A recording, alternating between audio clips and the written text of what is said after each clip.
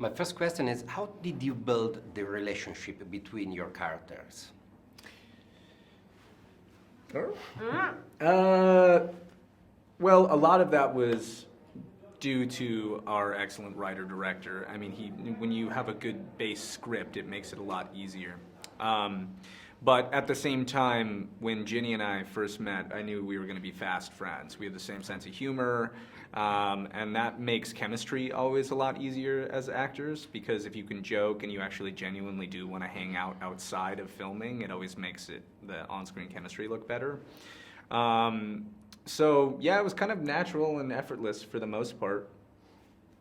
Yeah, I agree. We became really great friends, so that made for a really easy shooting situation, and we both trusted each other so much too. And when you have a professional co-star that you can trust, it really helps creating that chemistry so easy. Yeah, absolutely. What was your impression when you first read the script?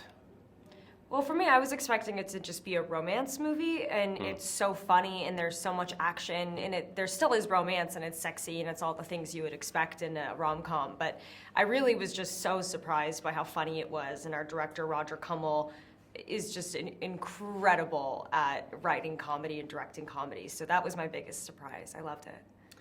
Yeah, it was a very dynamic script from the start. I mean, it had all of these things. At least for me, when I was reading it and with the impression of Travis, I thought it could be a really fun challenge because it was combining a lot of facets there. Like Jenny said, drama, comedy, a lot of action too. So it was a very physical role while also being a quick-witted role, and that was something that was interesting to me. Yeah. Did you rewatch some movies before the shooting? I mean, I guess in our line of work, we're always watching movies. Yeah. But in terms of inspiration, personally for me, it was harder to nail down because the movie, again, is a very mixed bag of genres in a way. It's hard to quite nail down. So watched some rom-coms, watched some strict comedies, watch some strict dramas, maybe something like Fight Club or Snatch or something of the sort too. There's a lot of aspects there to watch. So. Abby's a poker player, and I had never played poker before or knew much about poker, so I watched Molly's Game, which is a fun kind of gambling movie, and then I watched The Cooler as well, another movie kind of about the same subject, just to kind of watch hand movements and see what people and what actors look like while they're playing poker on screen. Okay, my last question is, looking back at your career, did you expect all of this at the very beginning? Looking back now?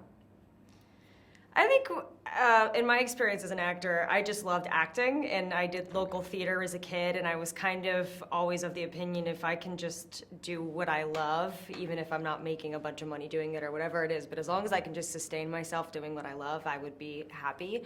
So, I'm certainly pleasantly surprised in the way that things have gone, but I was always just going to be happy if I could act as a job at all. That's a wonderful way to look at it. Yeah, I mean, similarly, I didn't really have any expectations. At one point in my career, I expected to never do it again. Now I'm back doing it, and I realize how much I loved it. Nowadays, my criteria for doing any work is just, is it going to be a fun time to film that movie? Am I going to have a good time? Is it going to be good memories? And this movie, for me, checked all those boxes. So. Great. Thank you very much. Thank you so Thank much. you.